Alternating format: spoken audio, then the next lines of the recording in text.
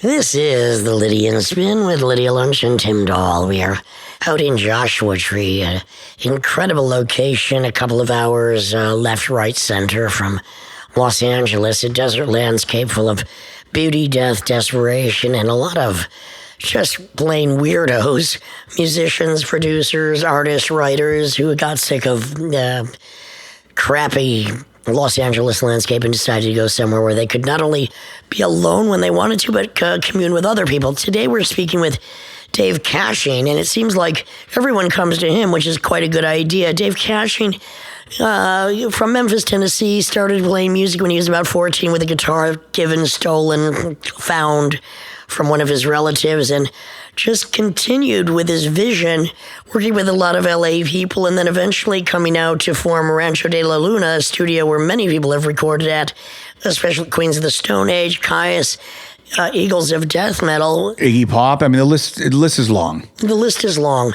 What's incredible about Dave, besides having the studio and being a mezcal maker, is everyone seems to have the same opinion that he's just a great guy to work with. And one of the reasons is music has always been his love, and whatever it takes, he's going to do it. And he wants to help other people also do it, to produce it and get the best possible experience out of it. Yeah, well, he cares, and that turns out that kind of works when you care about something. Universal, likable guy, and he's got his hands in a lot of stuff. Seems like it's all worked out for him without any too much controversy. Yeah, exactly. He just went ahead and did it. I love the idea of, I've lived in a lot of different places, and I always, it doesn't matter where I was living, people would come to me, but Dave has really got it made. I mean, people really come to him. Yes, and it's an exotic... Great idea. It's an exotic backdrop. It's got a special vibe. It's kind of exclusive, but it's welcoming at the same time. It's just got that's a very good point, Tim, because it is... You can be in isolation if you want. You can see nobody. But then if you know the community out there, there's incredible writers, incredible film producers, musicians, just general weirdos that have not given up, but actually decided to fulfill their life outside of the typical rat race, outside of a typical city like Los Angeles, which can drive you nuts. And neither of us knew him, but when we were going out there anyways, and everyone said, you got to do Dave. And it was friends of ours that, all did know him. And he found it strange that I had never met him, because we do have a lot of friends in common, but he's out in the desert and I've been all over the place. It's kind of hard to... I wasn't just going to go knock on his door until I decided with you to just go knock on his door. You're not allowed to knock on his door unless you're invited, or unless you're paying to work there. But he definitely welcomed us with open arms, greeted us with his homemade salsa, his homemade mezcal, and not just that, he joined us for a little bite to eat afterwards. We had such a good time that night. Absolutely. So this is the Lydian Spin with Lydia Lunch and Tim Dahl, and we're about to talk to Dave Cashing.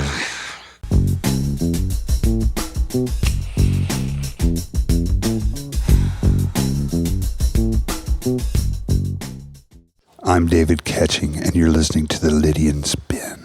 I'm Lydia Lunch and with Dave Cashing, and you are listening to the Lydian Spin. As always, I am accompanied by the one and only Tim Dahl. All right, here we go. So, Memphis, Tennessee. Unfortunately, yes. And how long were you there? I was there from age 7 to 23. 7, so you weren't born there? I was born in Memphis, but immediately moved to Bassett, Arkansas, population 265. Why how did far you do from that? Memphis? About 45 minutes. 45 minutes, okay. Why did that happen? Why did that happen? I don't know. Parents wanted to torture you at an early age? Yeah. But you don't know anything at that age. Did you know how bohunk it was, or no? No. No idea. I don't even remember, really. So how was Memphis when you're in your teens and 20s, though? Actually, Memphis was really, really cool. What years were that? Well, I was there from 1968 through 1984. Wow. When did your love affair with music start? I mean, were your parents into music? Were you a black sheep in the music world in your family? No, my parents loved music, but my brother Jack, who's my older brother, always had. Back in the 60s, he had vocal bands, the Razorback Trio, Razorbacks being the... Like a cappella? Yeah, a cappella. Okay. And then he got into heavy rock and roll. Okay. And he and my uncle, David, who I'm named after, had a bunch of cool bands. They had a band called Gasper Ghoul, and they had a band called Thunderhead. Do they have demos? No. But you were hearing their performances. You were witnessing them perform. Yeah, my uncle was a really amazing Hammond B3 player, and they would do everything from Alice Cooper to Hendrix to. They used to do Maggot Brain. So they were hip. Very, very hip. They were way outside of the Memphis reality. That was like in 73, probably. Oh, they were way. Okay. So what kind of, what Alice, I mean, I've covered Black Juju for decades. Yeah. What Alice Cooper would they do? They used to do, they would do Killer. Oh, yes. They would do Caught in a Dream. Oh, yes. They would do Is It My Body? Of course it was. Under My Wheels. I knew they did Under My Wheels. I knew that. But I remember I got into Alice Cooper before that because he had the first 2 Alice Cooper albums on Pretty's for You and Easy Action on 8-track. Oh, yes. I was a huge Alice Cooper fan. I mean, the beauty of my youth is that there used to be rock concert, Don Kirshner's rock concert, Midnight Special, and I guess this was in the early 70s, so, and that's when I was getting into, I mean, I was already into Alice Cooper and glam and the New York Dolls. New York Dolls is why I ran away to New York for the first time. Of course. Who wouldn't?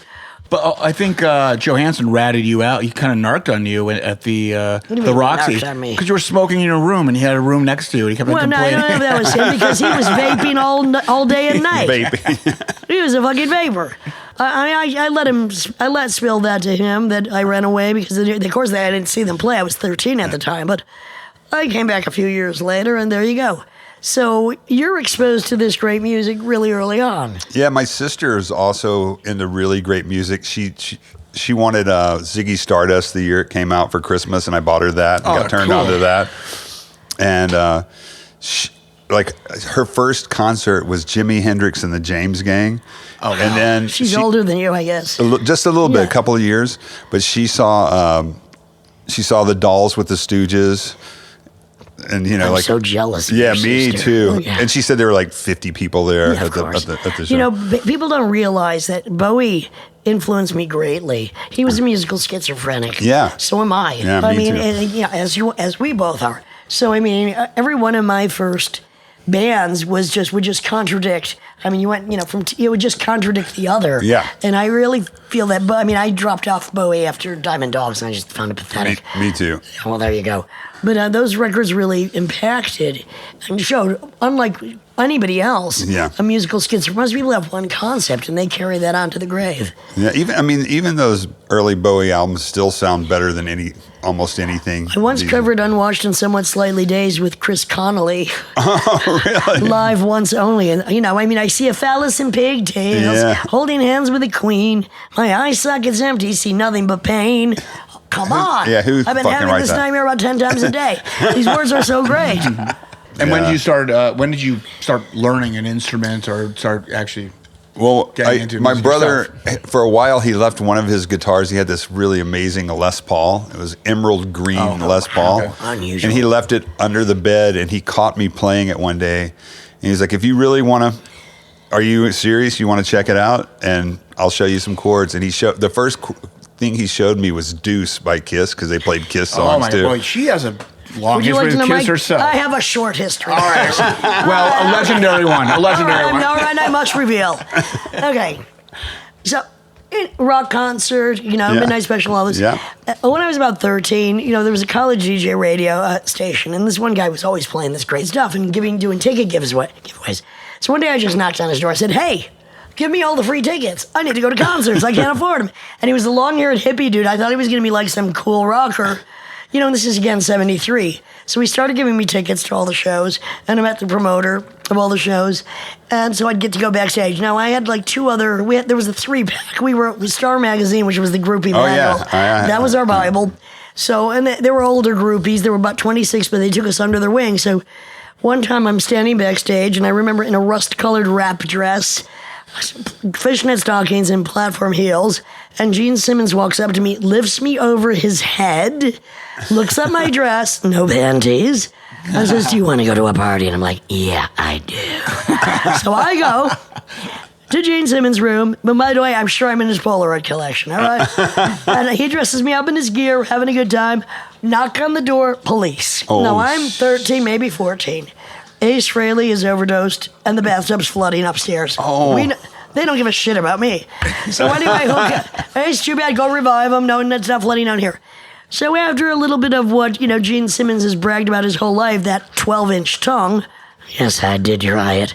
I go to Paul Stanley's room, and I have to say, he had every right to brag because that tongue was far better than Gene Simmons. Oh, yeah. And my kiss tail. Yeah. And Paul Stanley's way cooler. Oh, come on. Of course he is. But look, I would have done anything to get, to the after party in those days. Well, obviously, I did do whatever I wanted to do.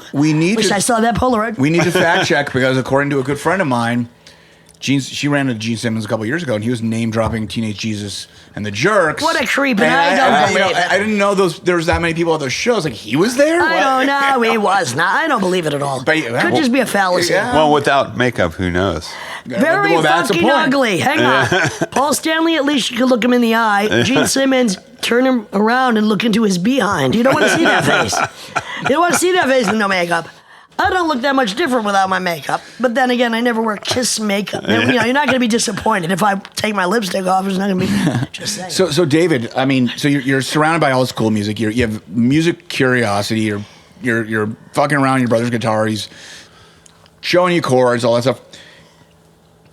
Let me ask you this: what were the first albums that you personally said I want this, and what were the first concerts you went to?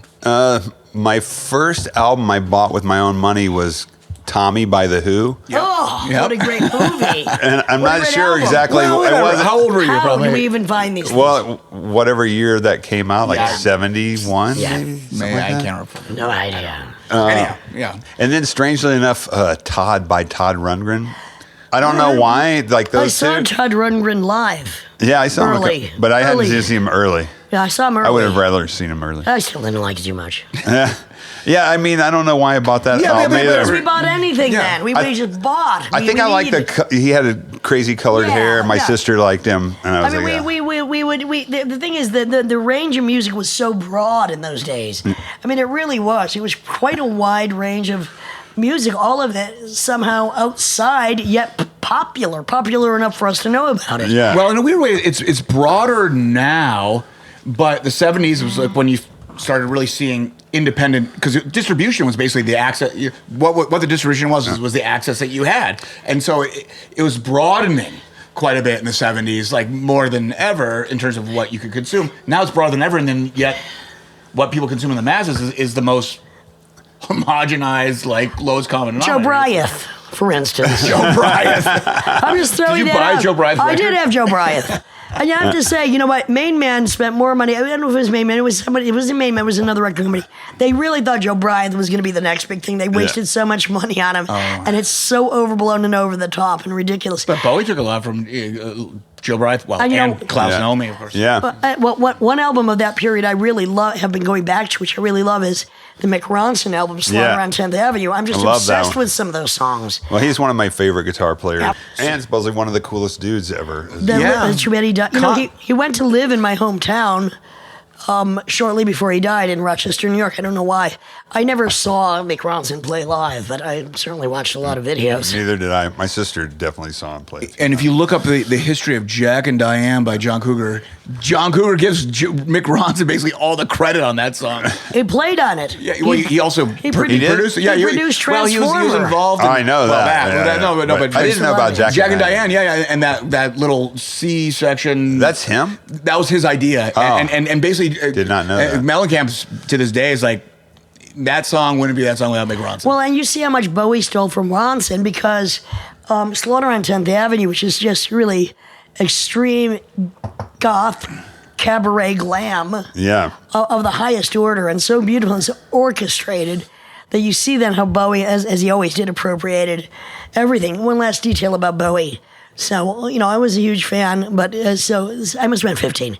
It was when Bowie and Iggy were doing I didn't like that phase of Bowie at all. I didn't like Low and Heroes and all that crap. I was already over them, but I'm still in upstate. And the promoter who got me into a show, do you want to go see Bowie and Iggy? And I'm like, I'm over them, forget it. Good thing I didn't go. They got busted in my hometown with drugs. I would have been a 15-year-old doing drugs. They would have still been in prison. I'm glad I didn't go to that one, I'm just saying. Sorry, so David, okay. Back to you. You have those records, you're learning. At what point are you thinking, you know what? This is what I'm going to do. Immediately. And now no looking back. Yeah. No looking back. A week into it, I borrowed the money. I said I would cut the lawn for like months if they would buy me a guitar, and I got a Madeira Les Paul Jr.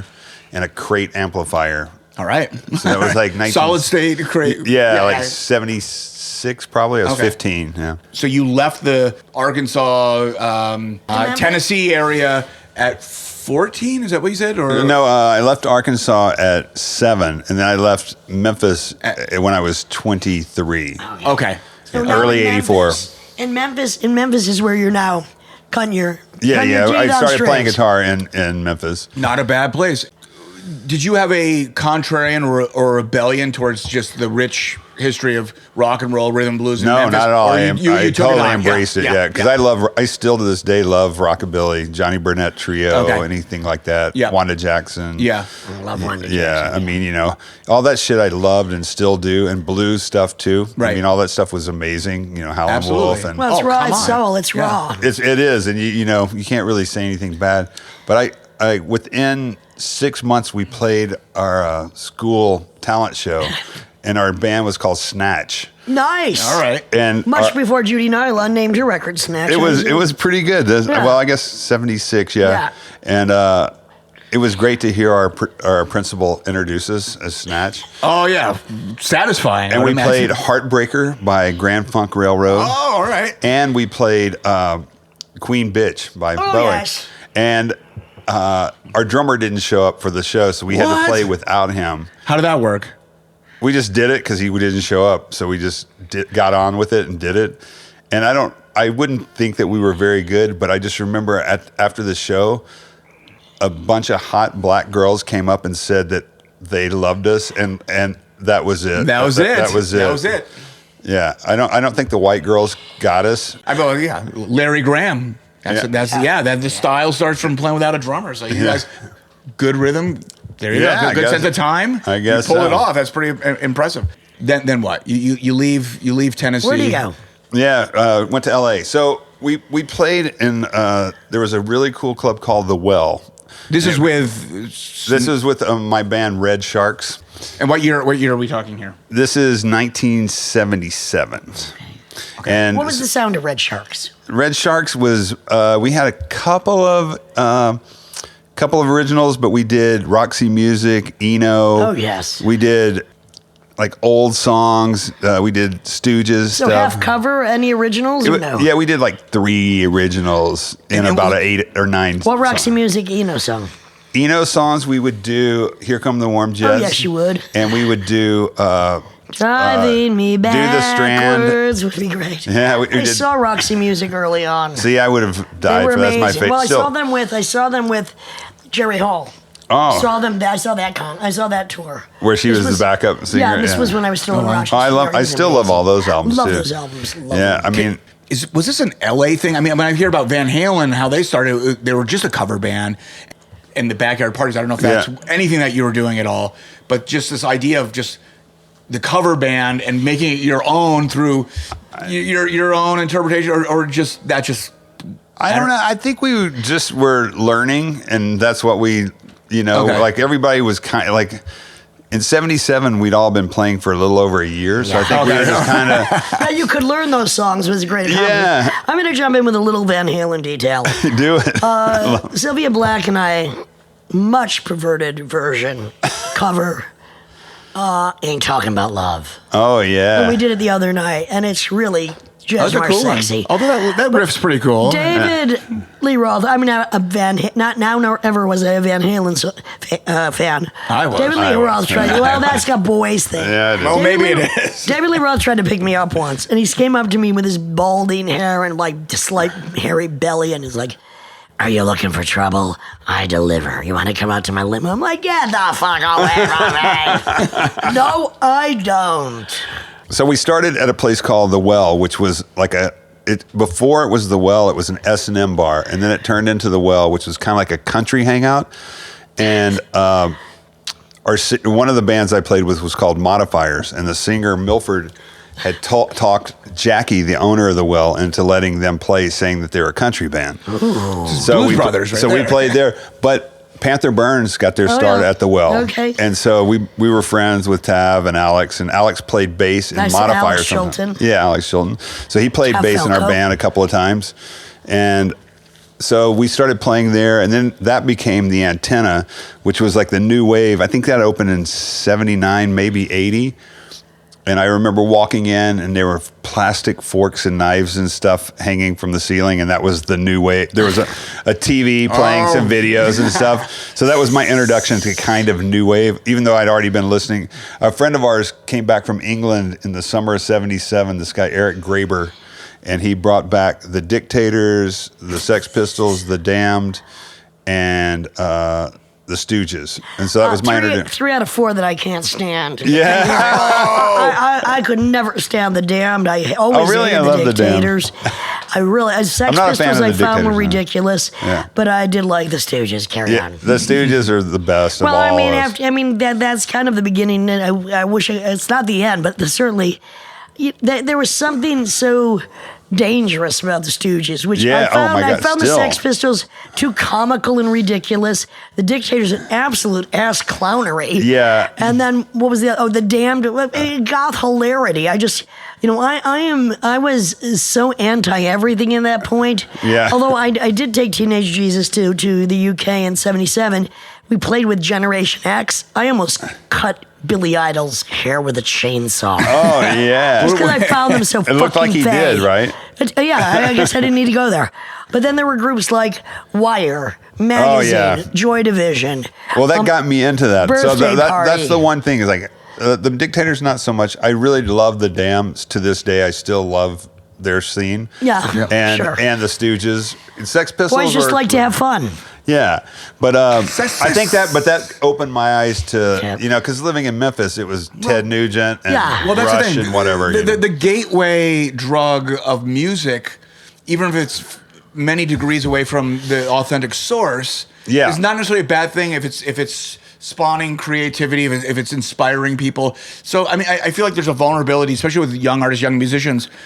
Why you fall in love with music, and when I talk to the old musicians when they're elderly, and they when all that shit, the brain's not firing the same way, and all that shit, they're like, listen, if you're loving this, who cares? This is what made you fall in love with this. It solves a lot of your existential issues. It makes you give you a purpose on earth, and so it's. And who knows? I mean, look, art is there to salve the savage beast. Music, but who knows why at any one point, whatever it is, affects us as it does. Right. And that we often then carry that on. Yeah. It's at a certain point in your life, you hear something that somehow you interpret into it or take from it, something that may or may not even exist within the realm. It impacted you somehow. Exactly. And that led to me listening to Roxy music and searching out other kinds of music. And back in the day, that'd be magazine or record store searching, literally searching, not clicking a mouse to find out what's connected. And also having to order albums that like magazine and Buzzcocks and shit like that. Buzzcocks. Yeah, like that was like, oh shit, I got to order this. So I remember waiting. You'd wait three or 4 weeks, and then like your album's in. You'd go buy it. Yeah. But I got into definitely like Stranglers and magazine and Buzzcocks and that whole kind of scene. And then also the Eno, really got into that. And still to this day, some of my favorite stuff. But, I've been listening to, like I said, it was like Ted Nugent and Judas Priest and stuff. And I just remember all my friends at the time, my metal friends would be like, what are you listening to all this faggoty shit for? Right. Like you're listening. What the hell is that Roxy music bullshit? And I'm like, you don't it's get music because you're a musician, and it's so funny. The punk metal divide, which is so stupid. It's like kids are being manipulated through fashion, and we all know a million metal bands that are punk and a million punk bands that are more metal, and it's just the demographic, fashion, the way the marketing with the divide, it's like those lines were clear. Well, those at the time, and for you because you're a musician. Well, that's the thing is like those guys would be saying that kind of stuff to me, which I said that word because that's what they said back then. Right. But come on, I'd be like, what about Rob Halford? And they're like, what, man? There's no way he's gay. It's like who was it's like actually gay, and it's like who gives a shit? I mean, Memphis is one of the biggest gay cities. Yeah, and half of my best friends were all gay, and it was just they know what's going on. They have more passion for life and love. I learned so much cultural by not being an idiot, and accept learning stuff. But that was the funniest. Is like, what about Rob Halford? Oh no way, man. Dude, he's tough. It's like, I don't know about that, man. What? To this day, he was like, huh? Well, they didn't understand. I recorded a song with Rob Halford, and he's the coolest ever. I'm sure. I have a real problem with people that don't know how to embrace their inner faggot. Yeah, exactly. Being a faggot truck driver myself, I have a real problem with people that just can't embrace. No. That, there might be a little bit of faggot, and I use that in the most affectionate way, in all of us. Yeah. And there might be a lot of it in me, so don't let the tits fool you, honey. So let's run with this a little bit, because you obviously are very successful. You have a legendary. I wouldn't say I'm very successful. Well, I mean, listen, you're successful enough. I'm eating and drinking. So but you're successful because you did what you wanted to do. It has nothing to do with monetary gain. Absolutely, you're right. And that's the thing. Authenticity kind of wins at the end of the day, and you were yourself. Yeah, and you didn't give a fuck. I always say this with all my friends who are artists, musicians. The amount of obstruction in this world, as soon as you walk out the fucking door, is insane. It's like, hey, how come I have anxiety? How come I feel weird? It's like everyone's like, no, don't do this. Don't do you at all. And you did this, and here you're in the desert here, and so I played with legendary bands. I mean, I don't even know if you can even name all of the bands you played with, but you are, because I always thought I'm the most successful artist I know. It has nothing to do with finances. No. But hang on, absolutely nothing to do with finance. No. And you know what? I've been homeless numerous times in my adult life because if the price of art is being homeless, I'll fucking do that. Absolutely. If the price of art is moving and being mobile and being a nomad and going rogue. This is the way I work. I have a concept, then I decide who the collaborators are. I couldn't sit here and say, oh, I'd like to work with that person. Because they don't exist unless the concept comes first. I have done every concept I set out to do. I recorded every album, no help from any kind of record label. The biggest label I was ever on was Slash. That was one album. I was somehow able to manage to document, record, collaborate, and achieve the completion of every artistic concept I ever wanted to do, and it has nothing to do with fucking money. No. And so you are you are in my realm of success. Exactly. Which means is amazing. We did everything we wanted to do, and we got to travel and meet cool people, and I mean, I don't have money in the bank, but I've done the coolest shit I've ever. Anyway, I never put my money in the bank, but that's doesn't quite make it to the bank. You seem pretty prolific in terms of just your curiosity, your interests. Do you ever, outside of the family that you've created after all of this, do you in 2019 or just do you ever still look outside of your family? Are you still checking out what the fuck's going on? Of course. And yeah, I mean, if all music stops tomorrow, you'll never get through all of it. There's such a fucking surplus of music. No, and it's so crazy now because everybody, I mean, you have to really dig these days. It's not like back in the day when I knew like one album every 2 weeks was going to come out. Yeah. And you were saving for that album. Yeah. And now it's just every day there's thousands. There is, and you talked earlier about like waiting for that record that you love, and so the guitar player that who brought me into Lydia's world, Weasel Walter, he has a great quote. He says, the young musicians, very talented, very great, but it actually sounds like they've heard everything once. I don't like to, and that's a very different relationship than. I don't want to hear a band that sounds like the record collection unless they've really taken it to the next dimension. And that also requires you wait a couple weeks, you spent your hard-earned money, and that record could stink, but you still gave it a chance. Like, maybe I like it, maybe I don't like it. I'm going to listen to it over and over again. Or I have my favorite artist, and this is their shittiest album, but I'm going to find a way to find something. Well, also, like, I have a lot of bands that I know and people that record here that they're like, I want to get the guitar tone of this and this. Okay. Something I have never done in my whole life. I've never. You have your own sound or you don't? I see a lot of my friends that have successful bands, when they're recording, even if they're not going to go do this later, they write down like, I used this mic with this amp and this guitar and it was this and this. And it's like, who gives a shit? Yeah, like if you wrote that song, are you really? I'm not a musician. No. I've played the guitar, I've written songs, I've written 350 songs. I sing sometimes. When I played guitar in Teenage Jesus, which was just automatic idiot savant. Awesome guitar, by the way. Thank you very much. I never used a single box. It was a Fender amp on a certain setting. Find the sound you want. It's really hard for me to say anything because I'm surrounded by a million guitars and pedals and amps. A million guitar players. Because I've been very fortunate that people like what I do and where I do it. Now let's go over some of exactly what you do. So, all right, let's get up to Joshua Tree now. So you come to Joshua Tree. When? Why? Well, I was playing in L.A. With what? I was playing in a band called the Ringling Sisters, which was a Pleasant Gayman. Pleasant Gayman. Nicole. Not Nicole. Nicole was in a different band, but around the same time. Texacala Jones from Tex and the Horseheads. Johnette Napolitano from Concrete Blonde. Annette Zelinskas from All Women and Two Men. 3. Okay. Our friend Larry, who's now known as Toby Dammit and plays with Nick Cave. He's played with me. Yeah, as well. Of course he has. He did the only time I've ever done Queen of Siam live. Toby Dammit was. Yeah, he's amazing. Did Atomic Bongos. He's great. He's amazing. So he was the drummer. I was the guitar player, and there was a guy named Gary Eaton that also played guitar and bass. And I have to cut in a little story about Pleasant Gayman. Do it. Pleasant Gayman. I met Brian Tristan, who was to become Kid Congo Powers. Of course. And Pleasant Gayman in about 77, 78 in New York. I'm living there and they show up at my door. All right? So Kid Congo, not yet Kid Congo Powers, stays for about 6 months. We were both he's one of the happiest guys alive. We were both very crabby or cranky at the time, but it didn't matter. He stayed there. I stayed in my loft. We had a good time. Pleasant came to New York to borrow some panties so she could go dance at the Wild West Saloon. I told her to get a job there. Yeah. But Pleasant Gayman is kind of rock and roll, whatever the opposite of royalty is, because she had been in L.A.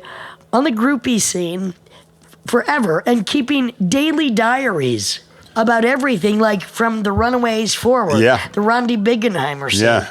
Since she was like 13. Yeah, and then she began, she's a great writer. I performed with her. She's written books about like weird LA. And then she went on to become the top white belly dancer of the world. In the world, yeah. And Pleasant Gayman, I wanted to get her on the show. We will. You should, because. Oh, we will. We will.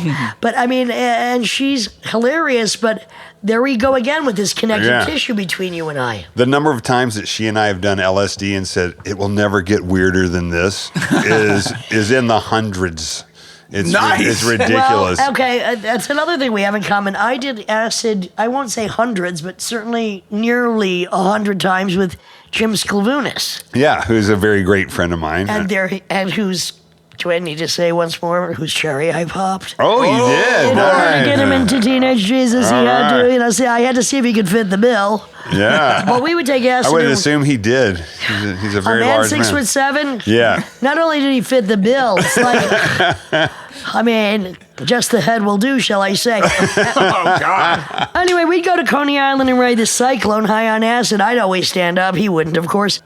I love roller coasters, especially wooden ones now. Yeah, I thought I was going to die on the Cyclone. But so anyway, we had this band and Lou Adler, who did Rocky Horror Picture Show, Cheech and Chong, etc. Yep. He produced our record.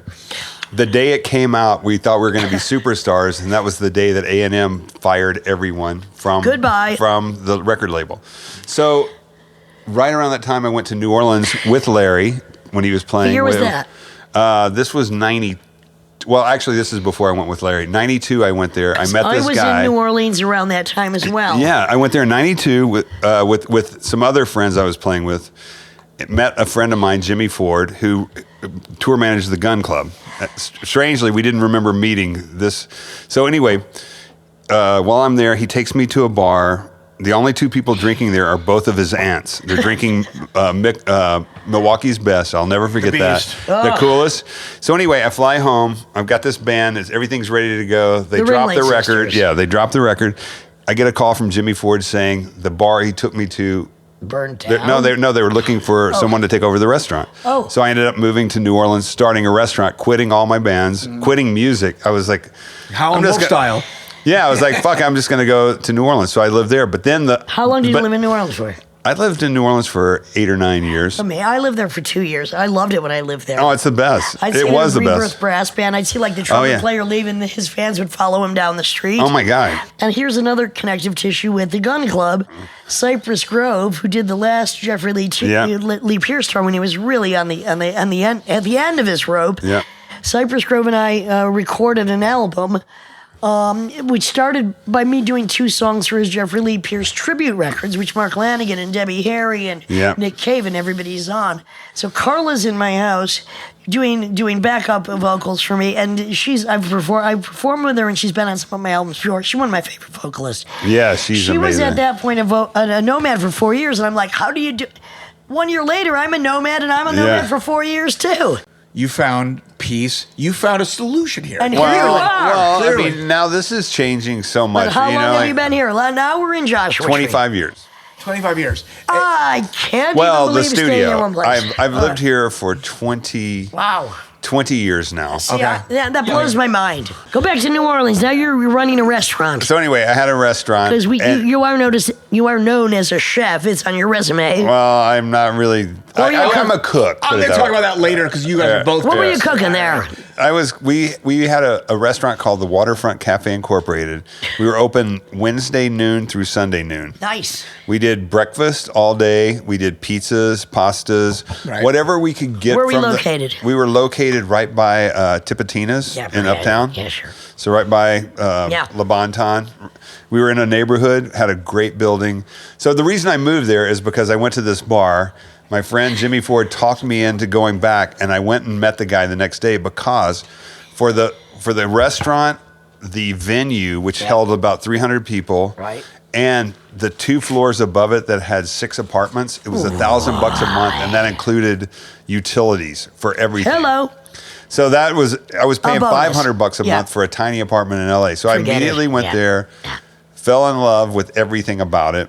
And in the early 90s, it was amazing. I was paying $400 for a whole house with a big backyard. Yeah, I mean, people were like $250 for a little shotgun. Yeah, exactly. But what happened was about 9 months into it, there was a gas leak that caused a fire that melted a lot of the electrical, which was was put in the late 20s, and the people that owned the building weren't insured. So I ended up calling my best friend Hutch, and we were talking, and he said, "There's some friends of ours called Caius, which are cool, heavy band." There we go. He was like, "We're going to Europe, and they need a guitar tech. Would you want to go be a guitar tech?" And I was like, "I've never been to Europe. Hell yeah!" So I went to Europe, and that ended up having a great time there. And then later ended up starting Queens of the Stone Age with Josh, and starting that. And then after I quit that band to do my other band, Earthlings, I got a call to do Eagles of Death Metal, so I did that for a few years, like 15 years. A few years? 15. So, yeah, 15. Now just concentrating on... I want to go back to Queens of the Stone Age for a minute, because you know what? A lot of people that think they're cool don't think Queens of the Stone Age are cool. I beg to fucking differ. Yeah. I think they're really smart, really sexy, weird, and hot. I mean, I like that stuff. But a lot of people that think they're more alternative or no wave, it's like, they don't get it. Yeah. And you know, I wasn't that familiar, but every time I heard something, I was like, I like that shit. And you know, then I came to know more about it, and I just thought, what a cool scene, because you're somebody really smart and snarky. Yeah. And writing great songs.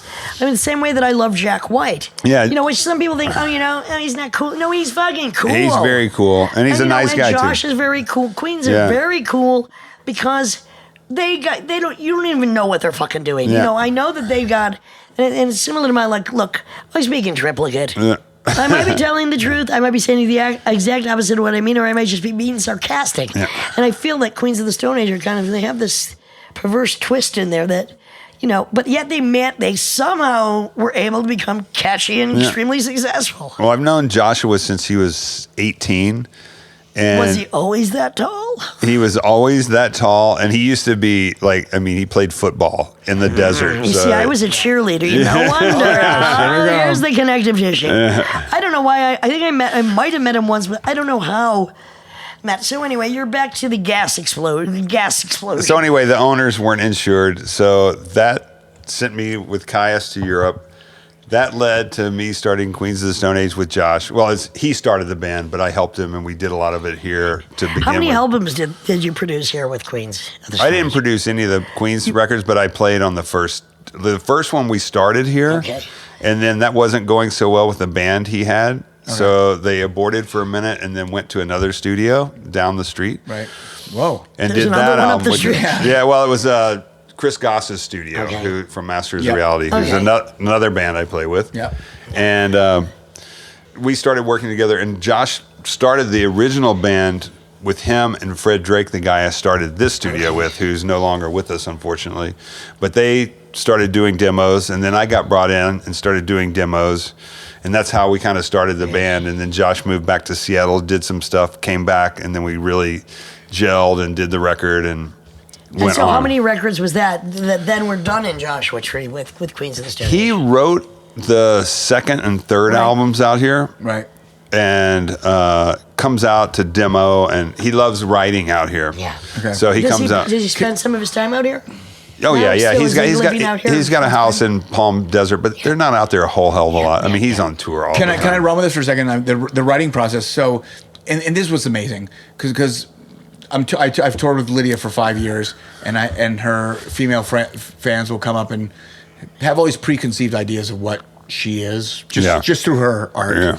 Never met her in her life. Before arriving here, I had this assumption that you're a gear wizard, gear nut, and you're, upon arrival, you're basically saying like, I'm not. I'm just a wizard. Oh, there we go. Meet the witch, the wizard, and the witches. Yes, in Joshua Tree we are. We have witches, witchins, and wizards, and it's all great. You've got your Rancho Luna Mezcal. Do you have a hot sauce coming? Probably. Well, that's Dexter Holland, actually. So Lydia wrote a cookbook. You like to cook, and I want to take it out of music for a second. For me, I like to cook just at home. Tim's a great cook. Well, because with artists, I always have this thing. It's endless. Our commitment is not clocking in, clocking out. It doesn't end, and so cooking allows this duration of time to start and end, and then there's this gratification that you're enjoying the food at the end. Yep. For me, at least, that's what. Yeah, of course. And tell us about tell us about why you got into cooking. I don't really know. I remember being a kid, and like for a while I had my mom was single, and I had to kind of cook for myself a lot of times. How rotten. Well, she was working and doing stuff, so sometimes we'd have to do that. And then I remember kind of starting cooking for my friends. Because they would come over and hang out. They're hungry and they're poor. Yeah, exactly. We were definitely lower middle class growing up. That's why I started cooking. They were hungry. We were hungry, and exactly. They were poor, and I could steal food better than they could. Yeah. Hence, I got my name Lunch. And then my friend that I played with in the Modifiers, who I didn't tell the story, but we opened for the Gun Club on July 29th, 1982. And the reason I remember is it was my mom's birthday. Okay. And I took her out to dinner, took her home, went to the show, ate acid with the rest of the band, went on stage. The singer came out with leather pants and a Nazi flag back when you could wear a Nazi flag without being a Nazi, because you're making fun of Nazis. Well, you don't have to. I know it's not hard. I don't know. Yeah, we do. No, in it was this a day and fashion age, statement, and it was making fun of. and it was definitely making fun of that. Listen, you don't have to fucking. Yes, he does. Yeah, Go ahead. but just letting people know. We're talking about cooking. So anyway, my mom. At the end of the show, I walk off stage and there's my mom. And she's like, she never drank. So she's like, that was a really good show, y'all. That was really cool. Right. And then after the show, since we were opening for the Gun Club and Jim Duckworth was playing guitar, it was on the Death Party tour with Patricia Morrison playing bass and Depop. Went on to go into the Damned, Depop, Bush Tetris. Yeah. So anyway, Jeffrey was like, "You guys are fucking amazing. Will you open for me in L.A.?" And we'd never been to Los Angeles, and it just seemed like, yeah, we'll just drive to L.A. No big deal. It's only like 30 hours or 28 hours. We'll go. Early musician. So he ended up staying with the singer and the guitar player, and he tried to kill himself by throwing himself out of the Jeffrey because it was July in Memphis, which is the worst time. Yeah, it's gross. Anyway. We ended up staying with Jeffrey for about a week with his mom. He was living with his mom and sister, and it was amazing. Except for one day he was like, "I need to get my guitar in Hollywood. I need you guys to give me a ride."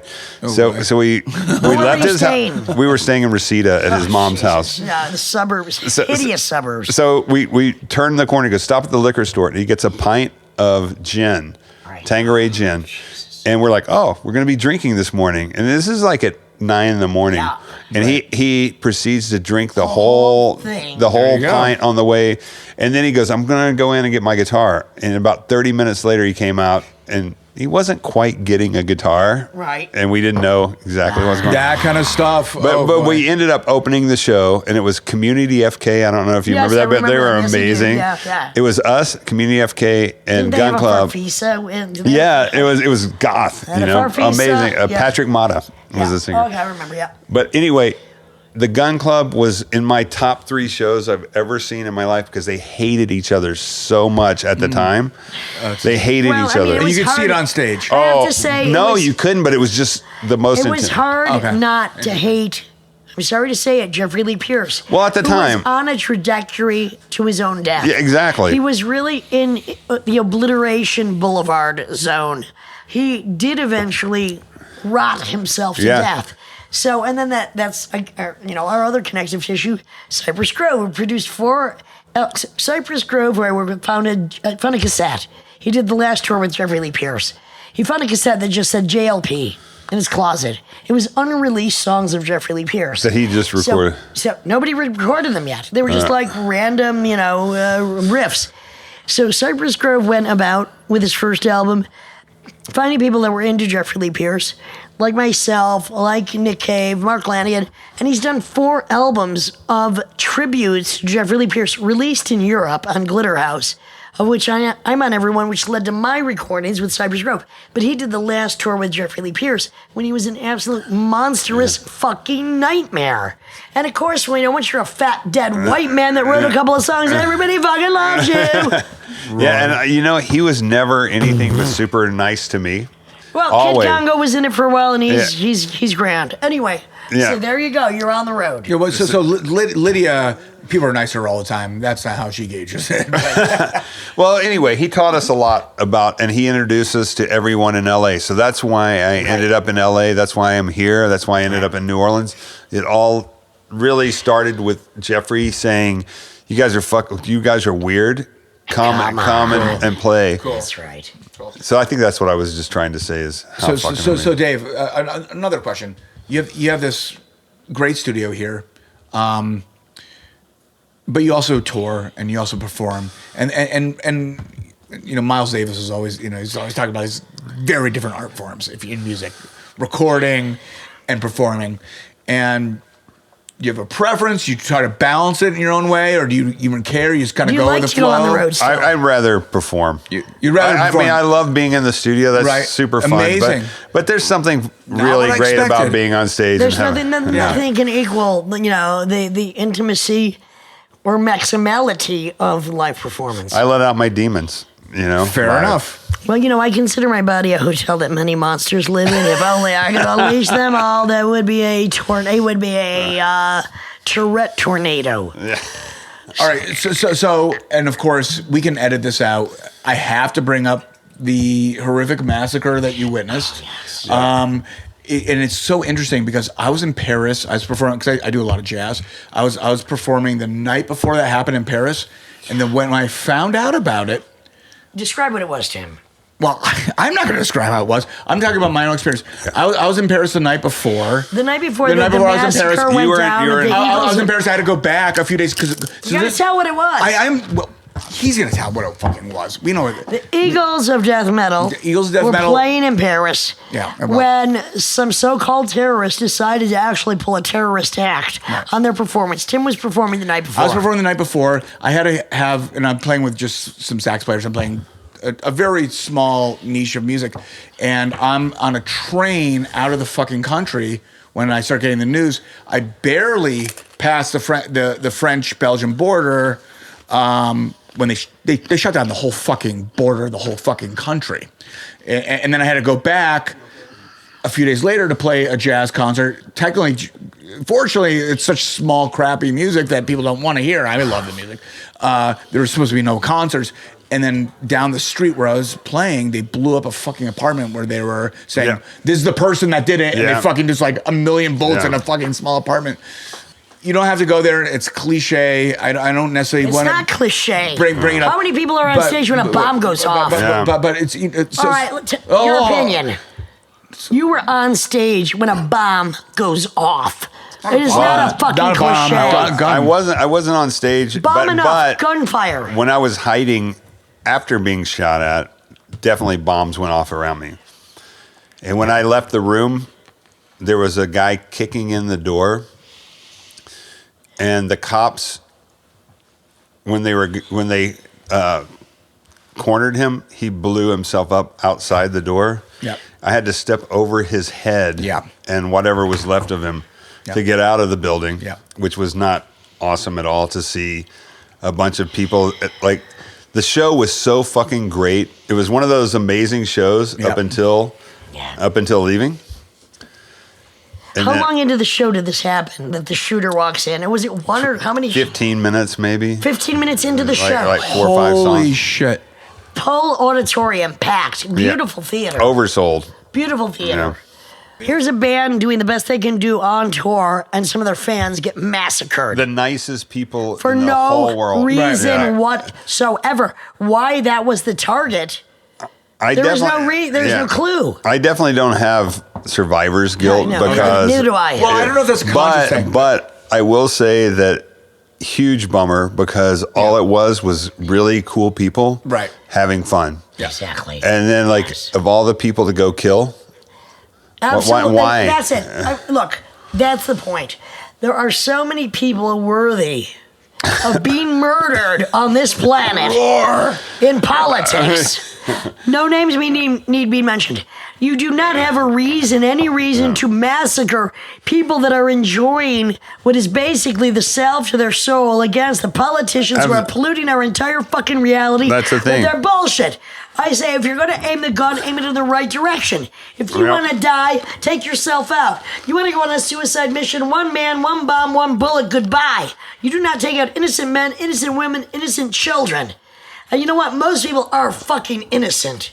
Yeah, absolutely. And the worst part is they were saying, and I think it's true, but they were saying that those guys were on coke and Valium and shit, and college students and shit. And it's like, I'm sorry, man. Well, if you really have beliefs, then you have to do something. You have to do it. But to go kill a bunch of innocent people. There are so many more people that need to be executed and assassinated. Now, I'm not promoting murder for fun. I'm not promoting Murder is Fun, the magazine, or Murder for Fun. What I'm saying is, so many times these schoolyard shooters, these terrorists, these suicide bombers, it's like they could do so much of a better job if they aimed at the right target. All right, now I am not promoting assassination or murder. I'm just saying the wrong people always seem to be the ones getting killed. This is the Lydian Spin with Jim Dahl and Dave Cashing. Thank you. Thank you. Thank you.